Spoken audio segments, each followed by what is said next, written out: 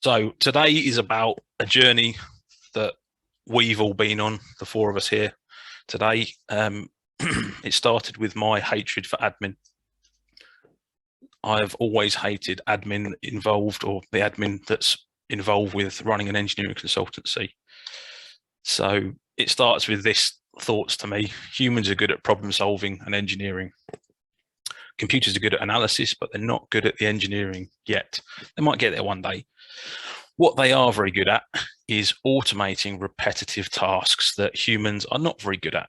If you've run an engineering consultancy, you will have seen or even been involved in one. You know how often people make mistakes with the admin. The engineering might be bang on, but the admin often gets missed, not quite so good. So if you go back to 2011, when I first joined Andun, we had one office and we were using quite a antiquated system for managing the business. T cards to start with. So you literally have a T card for each project and you would track its progress from initial inquiry all the way through to a job being finished. Timesheets were done via Excel, and reviewing of drawings and calculations and reports was done by printing them off, passing them to the senior engineer for review, who would go through them with a red pen and give them back. All quite labour intensive, not a great deal of fun to do. So from there, we developed and we started trying to automate what we could or improve on what we had available. We started using Monday and Excel for project management, NoCo for timesheets and login time. Planning was a mix between Monday and Excel, which wasn't very successful. Reviewing moved to electronic where we could, so using Adobe or Bluebeam to review design packages. Labour intensive with emails going backwards and forwards or saying, can you review this, can you review this, blah, blah, blah. None of the software talked to each other very well. There were options out there through using Zapier to make them talk to each other, but wasn't particularly user-friendly, wasn't very easy to manage. Throughout all of this, there have been some fairly consistent pain points in our life. Revisioning documents, so drawings, reports, calculations, creating a new version, making sure they're saved properly so you can see what's going on, putting together document transmittals, just generally hard work to do. Design and check certificates. Nobody enjoys the admin involved with those, and then printing them for signatures or sending them for digital signature, etc. An important part of the process, but not very much fun to do, and probably my least favorite thing of all, which is compiling PDFs. Putting packages together was just a never-ending nightmare. Once you'd finished your job, you still had to put it all together. Another thing that wasn't a great deal of fun was drawing templates. So every time you open a drawing up, you've got to put your client in, you've got to fill in all the basic details. And then when you revision it, you've got to make sure everything's updated properly. Just a consistent, not much fun to do. So there had to be a better way.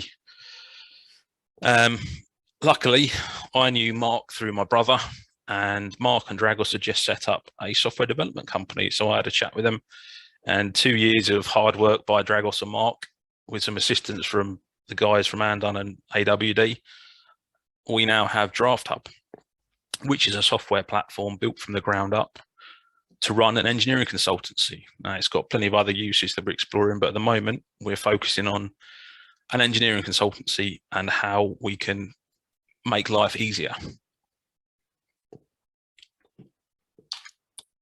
So we now have one system that allows us to go from an initial quote, producing all of the documentation, out to the invoice at the end, all within one software platform, which is a revelation and makes life far, far easier. So now we're going to have a bit of a tour through how it does that and compare it to how we used to do things. So let's start off with a fairly simple starting point. Making the project to start with. So you've got to get your project number and make sure it hasn't been used before. Fairly simple, but if someone forgets to record they've used that job number, you instantly have two projects with the same job number. You've got to set up your digital filing system. You got to create your drawings, fill in the title block, bring in the client logos. You've got to do that for all the other pieces that you need. So your calcs, your report, your DRA, etc. You've got to save all your documentation in the right place on the server. You've got to bring all the documents in that your client has issued to you. You've got to do your design and check certificates. And then at the end, you've got to have a document transmitter ready to go. 15 to 25 minutes, being generous. We on a bigger project, it could often take significantly more than that. So how do we do that in Draft Hub? Let's see. This is Draft Hub. This is what it looks like. And we're going to start off with, why is my mouse playing up? Sorry, I'm just going to, it's going very slow and laggy. There we go. Right, so we're going to start off by creating a project. Project is the overall project, so probably the job name. So in this case, we'll call it Newcastle Road. So this is like the container that everything sits within.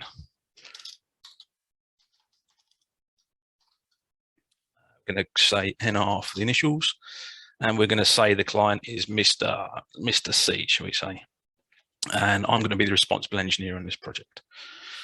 Projects created. So within the project, you then have a task. Each of these tasks is an individual design package. So for instance, here we're going to do a retaining wall design. Nice thing is this only has to be typed in once. Number and everything is done for you. So the due date, let's say they want it by the 8th next week, and it's going to need a Cat2 check. This will automatically create a Cat2 check project associated or task associated with this for you.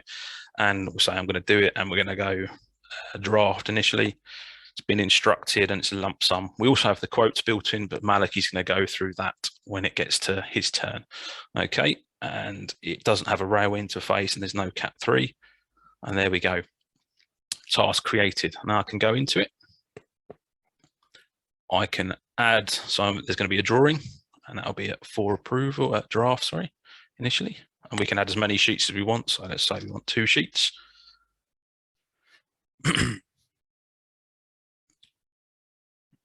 Once that's finished whirring away, we can add the next files in.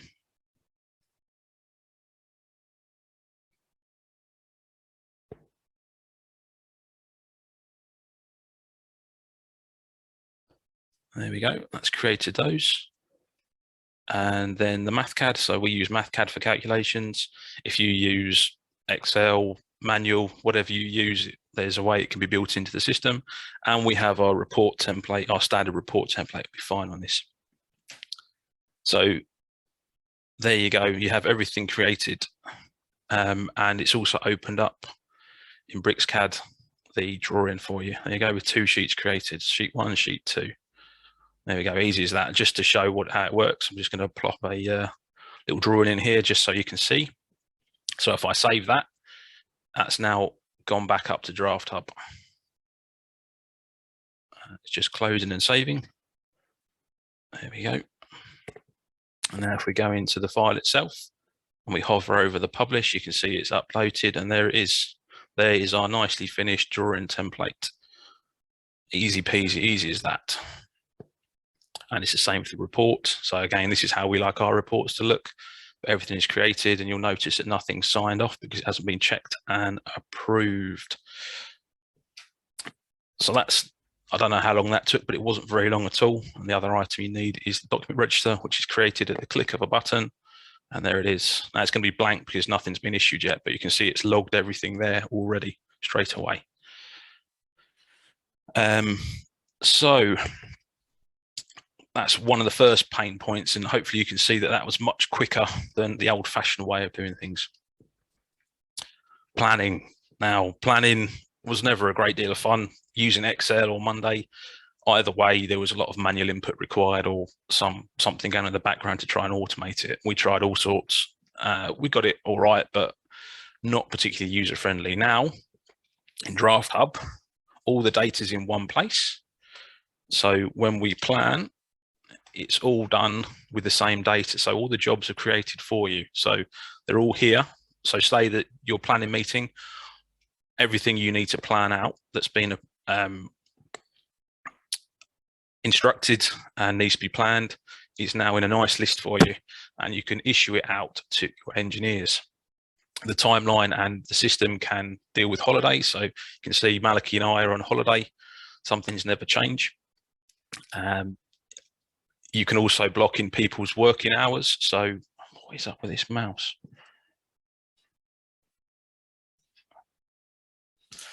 So for instance, Pam Halpert here doesn't work Wednesdays and Thursdays.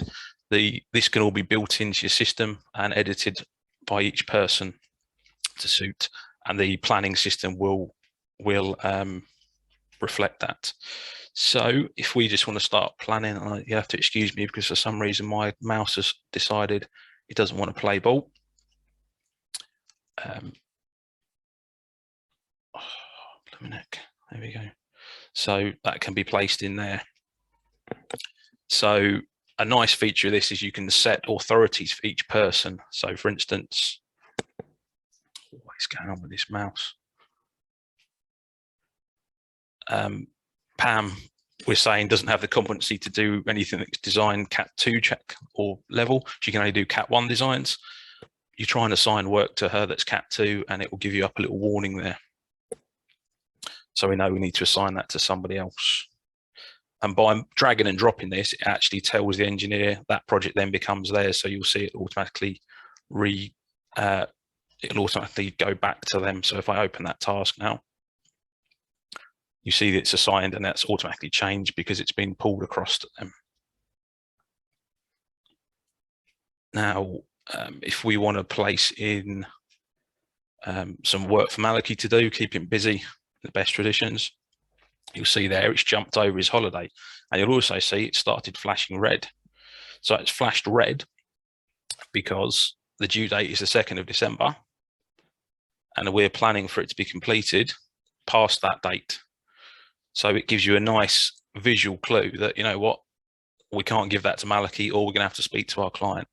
So if we remove that block and we place it on somebody who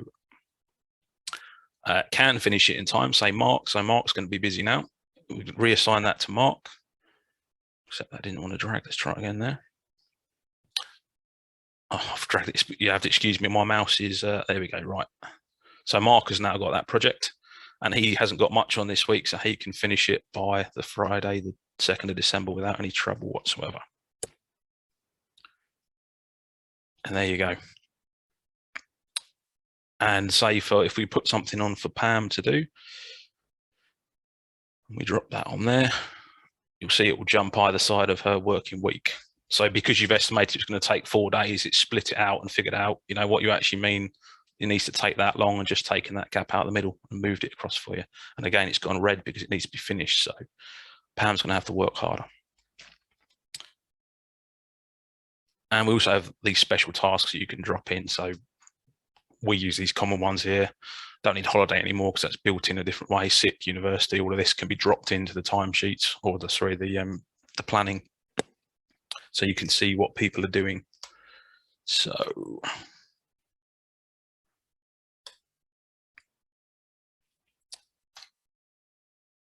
right, so review process.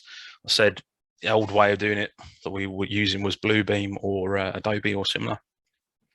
It's all right, but we now have a far better system built in through DraftHub itself. So we go back into DraftHub and we go back to the board and I see what notifications I've got and I should have, there we go, Maliki has requested I review a drawing he's put together.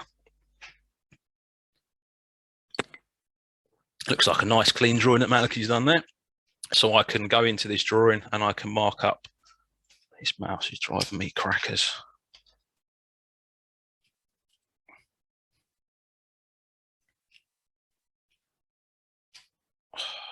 Sorry about this. Right, so I can just grab up here and I can go. This is all live, so this will appear on Maliki's screen, or when I tell him it's been reviewed, it will pop up. Is that the correct outriggers, for instance? I can draw arrows, I can sketch on here if my mouse wasn't being a complete pain in the backside.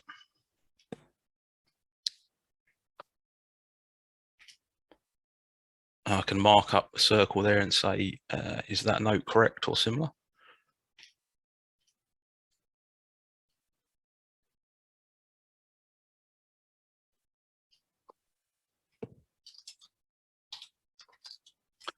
So I've responded to your comment, Angus. There you go, on the right-hand side. So Malachi's updated it, said, no, I'll update it. We're obviously not going to do that because we're in a live webinar. We haven't got time for Malachi to open a CAD drawing and change it. You can do the same in the report. So the report looks like the report will look.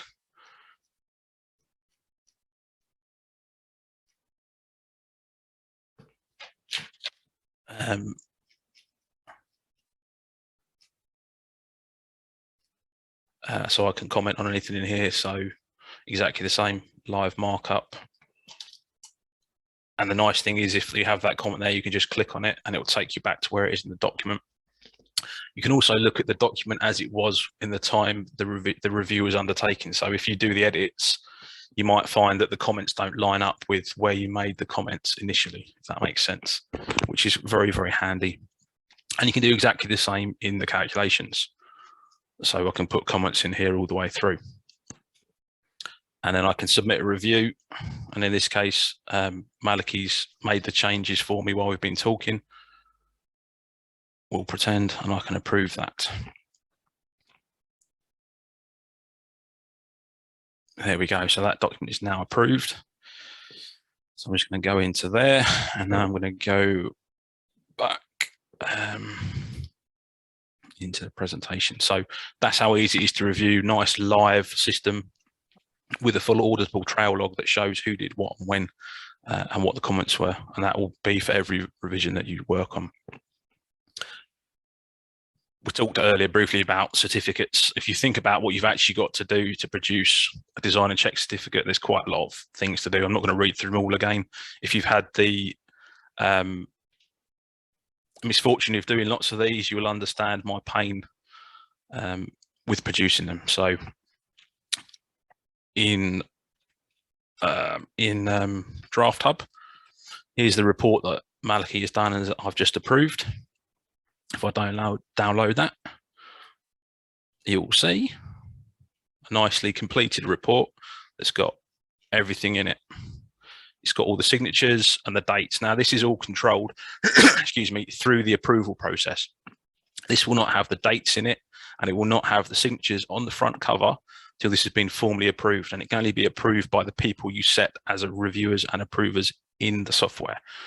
So you know that these signatures are legitimate and mean something. So it's been reviewed and someone has actually approved it. Okay. So if we go down to design and check certificate, all filled in, the drawings are referenced, the category of check is on there, the codes you've used are pulled through, and the checker has also signed off. So it's all there and all done fairly automatically for you. The only thing you had to do was choose your inputs at the beginning. So your codes you were going to use, those items you've referred to. So it's all done by pulling data that's already on the system, not by going off and finding it from elsewhere.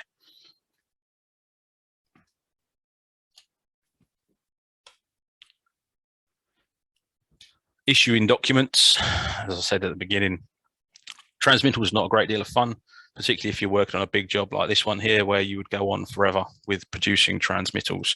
So if we go into Draft Hub again, we can go into this project, which is complete, and we can go into the document register, and we can add a document register.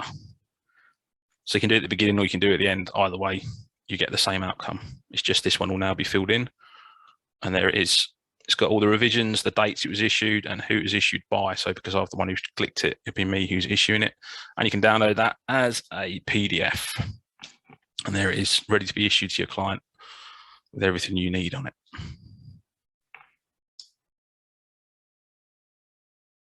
This is just the way we like to do it. Again, this can all be sorted out to match how you want things to look in your business. Revising documents, again, another bugbear that everybody has. You've done your work and then the client wants to change something, or the piece of plant has changed, etc., etc. So if we go into a job that we've got on Draft Hub, one we prepared earlier in the Blue Peter traditions. If we go to job number on, which was, it was on, this is how easy it is to search. So this was job number 1800. and 1.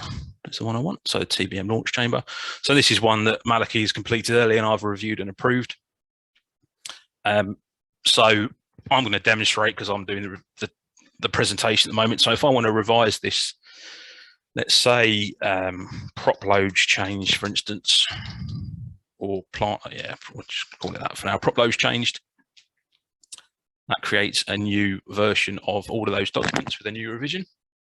So that's copying everything there. And there we go. Now, we don't automatically create a new revision for the drawing because we found sometimes the drawing doesn't get up-revved. So you have to go in and do that yourself. So if we go to, my mouse will start playing ball. Come on. There we go.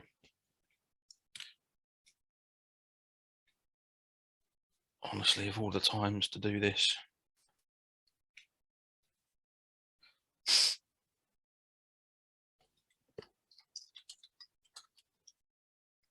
And we're going to go to for construction, for instance. That will create a new version of the drawing.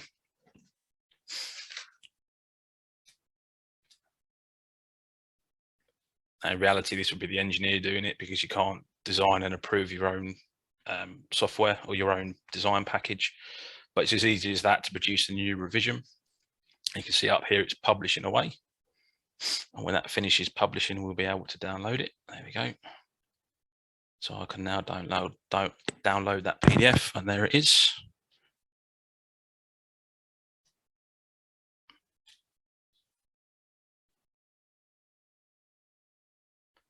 And there you go. You can see the new revision at the top there for construction, all nicely filled in.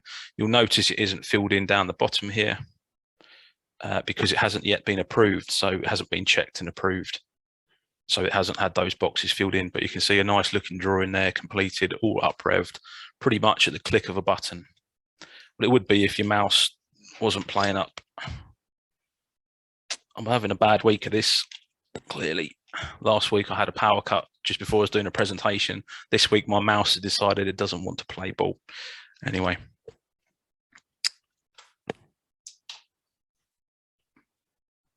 Simple as that. And now it's over to Maliki. Finally, I can stop trying to use this mouse to do his part of the presentation. So I'm going to stop sharing and mute myself. Angus, I think you need to invest in a new set of batteries for that mouse. It's plugged in. I've plugged it in to make sure it wasn't the battery. So I don't know what's going on with it, but there you go. Just bear with me one moment while I get my workstation set up. Yeah, no. So whilst Maliki's doing that, just a reminder, as I said, that recording of today's presentation will be emailed to everyone who's attended. And also, if any of this is of interest and you'd like a deeper demo focused on your business, then I will be sending a link where you can book some time directly with a member of the team. So yeah, over to you, Maliki. Is the presentation visible? Yes, yeah, perfect now. Okay. Let me just go to full screen. Good morning, everyone. Great to see so many people turn out here today. I think my background and journey with DraftHub has been quite similar to Angus. Historically, we had lots of different pieces of software and Excel spreadsheets to manage the business, and none of them actually talk to each other, which made the creation of jobs, job numbers, and through to different areas, as well as the human error in that and duplication of job numbers and titles. So the elements I'm going to talk to you about are mainly the kind of business management, I would say, elements of the platform. First one I'm going to speak about is quoting. So historically, we would have used Excel. I suppose most people would have used Excel for working out quotes where you've got your engineer rate, your number of hours, and you total it all up. You PDF that document at the end, it's saved on the server, and you issue it to the client. We then, a couple of years ago, moved over to Xero, which helps simplify that process quite a bit. It does the same scenario where you work out your price, puts the VAT and all the other elements on it, and you could issue that to the client, but still that didn't speak to the other systems.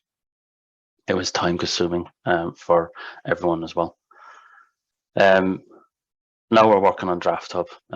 There's a couple of items that work really well for us, and I'm going to go into them in detail in a second. First of all is the quote review process, where quotes are completed and an engineer can review, or not, or a manager can review them or not review them if that's what your system you want it set up. We can also email straight from the platform, and you can convert to invoices. So what does that look like on the system? Let me just launch this. So can everyone see the screen? Give me a nod if you can. Great. So this is the quote overview page. So it's set up with draft, sent, accepted, and rejected, and each one of these tiles is a quote and its journey across the page, really. The first thing I probably want to highlight is the admin element of this. Each user in the system can have a limit to the amount that they can create in a quote, the amount that they can review in a quote, and also on invoices and purchase orders. And that adds an element of safety into the system, where you're not getting junior people to issue out quotes and then you realize, no, this was nonsense, it should have been 10 grand more, and now we're committed to that price. So it's a bit of a safety check. You can see Angus here can do up to 100k. So I would like some of those jobs if possible, Angus, if you can push them my way. And when you work it down along here, you can have junior staff where you can maybe have a zero limit on it, so they can't actually create any quotes or invoices. So go back to the quotes page, and this is the kind of life cycle of a quote. So here are some ones that have been accepted, sent, draft, and rejected. And there's a nice little summary at the top of the monetary value of these. So it gives you a little idea of pipeline and potential work. So what I'm going to do now is going to create a quote, and I'm going to call it stability assessment. I can put a description here if I want, to give further information to the engineer, and I can choose a project or create a new project. So what the project I'm going to choose is Kilmarnock Road, which is here. I don't need to actually scroll down through this. I can search for it on the tab here and submit. So this is it here in draft format. I'm going to go in and show you the overview of the quote page. So this is the preview of the quote. I'm going to turn that off temporarily just so you can see a better view of the entire layout. So we've got the client address and the client contact, Mr. A Director or Mrs. And we can put in the tax rate, we can put in PO numbers. We've got the title of it here. We've got that little internal description that I discussed there. And this is the layout of typically Angus's or Andon's quote system, but these kind of headers and the content can all be altered to suit your kind of quote layout. We've got an introduction. We can attach some case studies if we want to show our background or experience in these works. Fee is a lump sum, schedule of payments, any assumptions we've made in the quote, notes, and the schedule. And then you can attach some engineer CV if you want. You can more or less attach any type of document that you would like, even brochures. And here we come to the money bit. So we're going to add a new line item, and we're going to call it stability design and design of stability system. Quantity is 1. The design fee is the magic number that I use for everything in the demos is 995. And we've got this line item here, stability design, but we can add that to a task or we can leave it as it is. The benefit of adding it to a task is that I can Angus showed you before how you create the project and then you create the task within it, but you can then create the task here. Well, there it is, temporary stability assessment, one that I did earlier, and submit it to that. So everything is now linked to that task. That pulls in the monetary value. We'll add another line item and we'll just call this drawings. And that is the magic number of 995, expensive drawing. We can also add that to the task as well. So when this quote is processed, all of these items are linked to it. So I'll turn back on the preview. So you get this print preview here. It's unbranded at the minute. The system actually adds the branding at a later date when we publish it, and you'll be able to see that. It's got my details, the client's details, the project. I've not had to input any of these items. Job number at the top, and you can work your way through it. All of these items. Here's the main page with the money elements here, and you can see that. Have I got those numbers right? That's fine. The total, the check fee if required, the VAT, and the quote validity. Validity, so I can see it. Assumptions, and then for any business owner, the most important bit, the terms and conditions, which are automatically appended to the rear. So what I'm going to do now is I'm happy with that quote, and I'm going to send it to my line manager for a review. I never thought I'd say I'm going to request a review from my line manager, Angus. And I'm going to submit that to Angus, and that will have popped up in Angus's side as a notification. So Angus can comment on the quote saying it's too much. Why are you charging $9.95 for a drawing? Or he can say whatever he wants, but he can also approve it, send comments, or decline it. So Angus, if you could approve that, if you're happy with it. In this case, you've nailed it, and it's a promotion of working for Andon for you, Malachy. There you go. That's approved, mate. No comment. So here at the top of it, the quote has been approved. So now I've got the option to send it to the client. So what's gone wrong here is that there's no email address in for Mr. A Director. So what we can do is we can go back and change that, but it's picked another email address for Angus. So I think his email address was linked to that.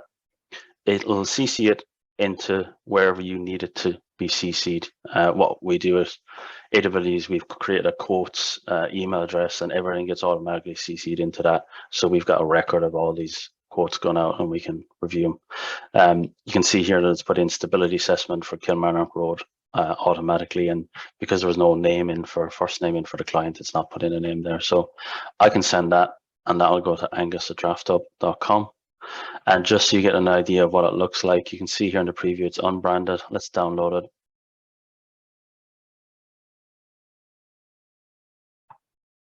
Come on, download. Ah, here it is on my other screen. So I drag that across. You can see what we have here now is a nicely presented, branded document.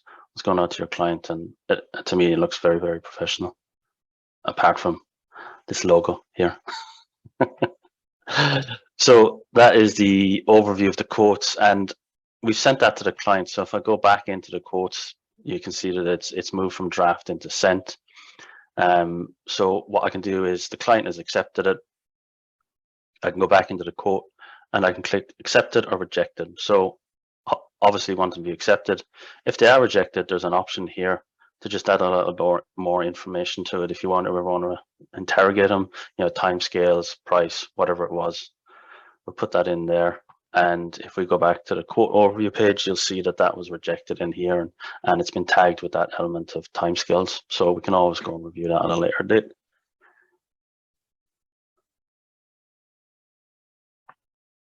So back to the presentation, that was the overview of coding. Timesheets, it's one of the things I've always hated doing, and I don't want to really admit that to my staff members as well, but it's something that's always been a bugbear for me until now, I suppose.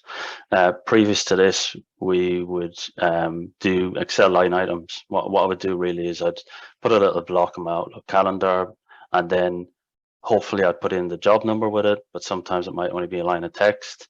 Then I'd go to the Excel, I'd have to find the job number, the correct title, and put in the time. Massive issues with human error here, and time getting lost as well. We did migrate over to Zero projects, which helped it, but then again, none of these systems talk to each other, so it was a massive challenge, and I believe that we used to lose quite a bit of time. The thing now with DraftHub is that we can drag and drop items, which is very useful. You've got this daily log, and that records every single page that you've been on the system. You never really have to remember or jot down what you've done again. If you leave your timesheet till a Friday morning, then it's no problem trying to retrospectively think, what did I do Monday afternoon? And also, if you've planned some activity from the resource, and like Angus looked at earlier on, it will show up here in your timesheet. So let's just jump onto the system. And here we go. So timesheets are here, this little icon. So today I'm on holiday. I shouldn't really be here at all. But you can see that I put in that because that holiday was put in the resource that Angus was showing you earlier on. That's why it's appeared here. So if I go through some of these items that I've checked, so I did a review of the TBM launcher there for Angus earlier on. So okay, I'm going to drag that across, and automatically it puts in the job number and it links it to the quote.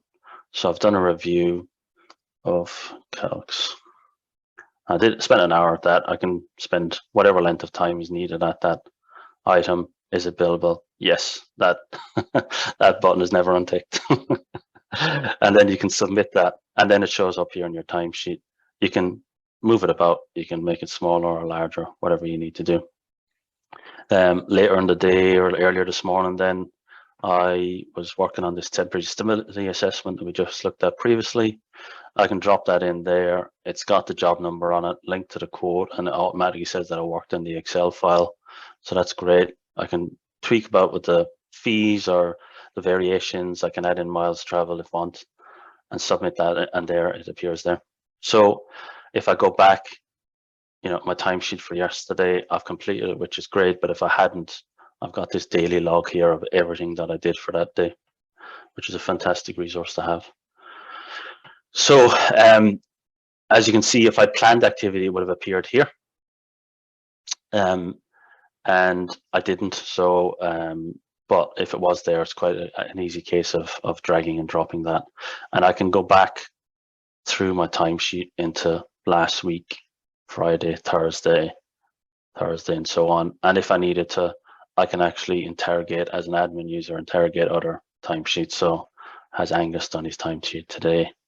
No, he's on holiday. That's okay. Did he do it yesterday? Brilliant. He did it. And he's put in some jobs here. What you can also do is, it's an auditable log if required of what your staff have completed that day, if that's something you need to interrogate or not. But also it makes better staff compliance. They actually want to do their timesheet because it is significantly easier to do. And you can also do the staff time overview. So with the staff time overview, you can just quite quickly check a date range and drop into any one of the staff members' projects, right? Dragos was working on this pylon platform. He did 3 hours on the pylon platform, and they're the times that he did it on. So it helps you interrogate all of this, and you can export it at CSV if you need to for any reason.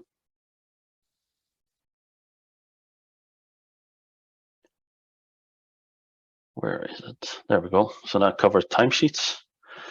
Invoicing is quite similar process. In the past, we worked with Excel and Xero.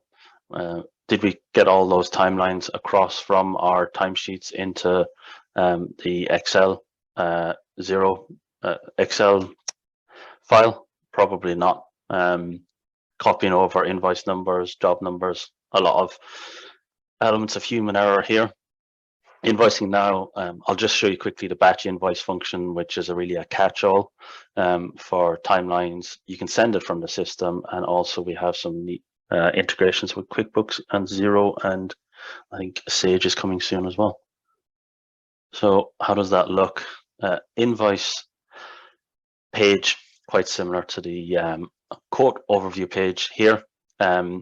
We can create a single invoice for a job, pick the project, and you've got a template that you can work on. Preferably, what I would do is the batch create invoice function. So to me, this is really a catch-all. It's an overview of every single hour that your staff have logged for whatever the time frame you need. So you can interrogate this. So what we've done is London Road. Okay, we've had Mark Dragos and working on that project. All of the timelines are linked to quotes, which is great. We've done 21 hours in total. So we can create an invoice for that or write it off, which nobody likes to do. We can also individually write off line items if you think it was something that shouldn't be billed. mark as previously invoiced, or put on hold. So I'll come back to put on hold in a minute because it's quite a helpful thing to have. So I can click on create invoice, pulls all those line items for that job through. And if I go back to invoices, here is that London Road invoice as a draft item. So it actually was a quoted job. So there's the unit price, quantity 1, unit price, quantity 1. You can see that live updates on the template here. The prices are in. And I can also interrogate that and see that these are the line items that were completed by the guys. If you wanted to do it on an hourly basis, it would pull all those line items in onto the invoice as well and just sum up all those line items. So what I've got now is I'm happy with that quote. You can see here it's unbranded, client Mr. or Mrs. A, London office. What I'm going to do is request my line manager again, Angus, to review this invoice if you're happy with it or not, Angus. And as I said before, you don't need to have this process in place. You can just do it without the review. So Angus has approved that review. Brilliant. Let's send it to the client. We can tag in, CC in myself or Angus, and it's got this text here where it can be any element of text you want. The project number, invoice number, the due date, project London Road, and I'm going to send that to the client. What does that look like? Well, you can see here it's unbranded like before. We'll download that so you get a quick idea of the branding element of it, which isn't a massive difference, but it has, you got your logo in it or whatever layout you want it to be, then we can do that. The other neat integration is QuickBooks or Xero, and Sage come shortly. So I want to send this invoice to QuickBooks. So go OK, and I may need to log into QuickBooks, but let's just see how this works. Invoice is sent to QuickBooks. Great. So see the invoice in QuickBooks. Let's see what it looks like. So it's asking me to log in. Let me just get my login password. It's not actually password, by the way, just in case you were wondering. And we will continue here and just let QuickBooks do its thing.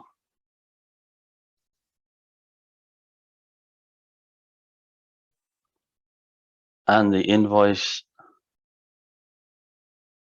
should appear here somewhere. Bear with me because I'm not that familiar with QuickBooks.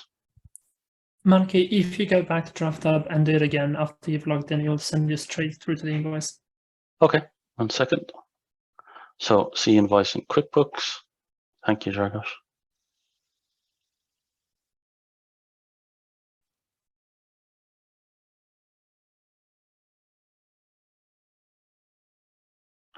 So here's the invoice in QuickBooks, and it's created the client. If you needed to create the client, it does that. But if you've got the client name incorrectly in the address, it does that as well and deals with that. So what we do down the bottom here is we will mark it as paid. So if we go receive payment, save and close, I believe, receive payment of 2388. So if we go back into Draft Hub, you can see there's put a tag on it. This invoice has been fully paid because they speak to each other back and forth. And if we go into the invoice overview page, we can see that that London Road invoice has been fully paid. So what that does is it means you can filter and sort invoices between fully paid, partially paid, and unpaid.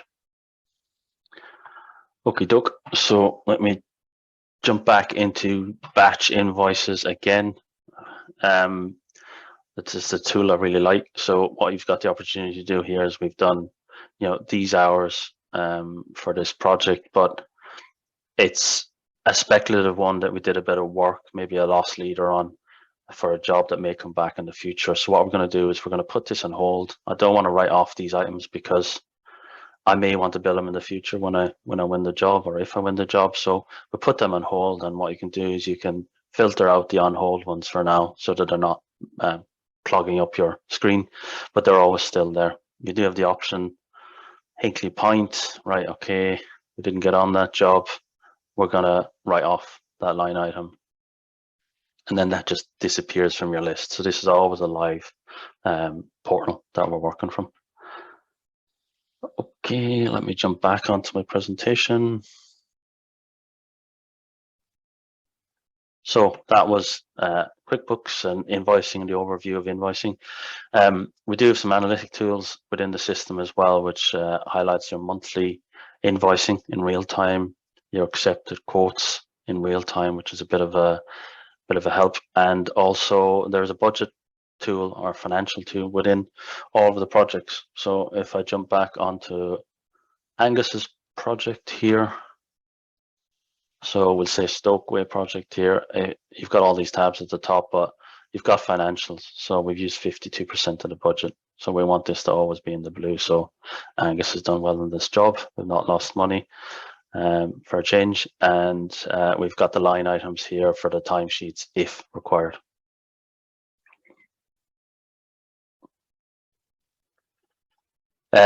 Ease of search, we've always needed, you know, one element of an Excel calc or something like that you needed to add into a new calc, whether it be, oh, I need a bearing check, I need to check an anchor, check a bolt. Where did I do that last? Where have I done a job similar last in the past? And you search the server and you try and find them. With DraftHub, what we have is we've got a search all function or search for anything function where it'll search projects, quotes, invoices, and it's also going to interrogate Excel files as well. I'm quite excited about that because you know, it'll find that little bit of a check that you've done previously that you want to import into this other calc, so you don't have to spend time redoing it from scratch. Data security, Amazon web service, which is, you know, the kind of default for a lot of these types of systems nowadays. The file durability speaks for itself. You can back it up to its a local server or cloud platform. What I've done is all of DraftHub is backed onto my local server in the office. I'm probably going to move away from that and move to a cloud backup as well instead. But this is my own business backup of DraftHub. DraftHub itself is backed up numerous times within AWS. You can also do fine-grained permissions to control user access. So it means that all of the elements that we saw here, if you don't want some employees in the commercial side of it or not, we can play about with those and give permissions to the members of the team as you see fit. Conclusions, really, it's an all-in-one platform. It's definitely boosted our productivity in a massive way because, as Angus showed, from calc production and drawing production, you're never going in to that calc to do the cover sheet, to do the title block. It just helps significantly on that. Increased quality, well, you can see how neat the branding of the quotes and invoices are, and it just puts out a consistent quality product at all times. There's definitely a massive reduction in admin. We don't have to go into 3 systems and put in the project name and the task and the number and that, and it allows us more time to focus on the engineering, which is the bit that we like to do and why we got into this industry in the first place. And now life is easier. Well, business life is easier.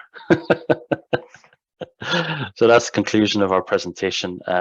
These are contact details for all of us on the call today. So if you want to speak to any of us, please drop us an email or LinkedIn. And we also have a Calendly link, if I can pronounce it, at the bottom here that Chris, I think, is going to drop into the conversation if anyone wants to have an overview of it.